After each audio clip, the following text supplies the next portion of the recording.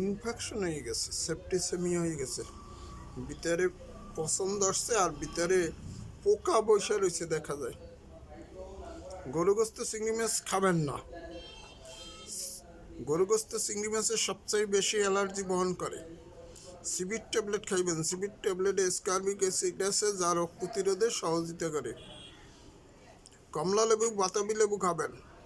কাগজি লেবু খাবেন, এর ভিতরেও স্কারবিক অ্যাসিড আছে, রোগ প্রতিরোধ করার সহযোগিতা করে। আবার আপনি খাবেন,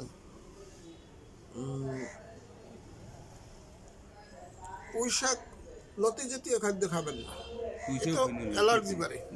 লতি জাতীয় খাদ্য খাবেন না। আর গোসলের পানিতে স্যাভলন বা ডেটল দিয়ে গোসল করবেন। আর আপনার কাপড় চোপড় সব স্যাভলনের পানিতে চুবাইয়া 1 ঘন্টা ভিজাই রেখে আপনি ধুয়ে ফেলাইবেন। সব জায়গা বহুত জায়গা। আমার তো আবার শরীর চুলকায় বেশি, এই পার্শ্বে শরীর এটা যন্ত্রণা পাও দুইটি।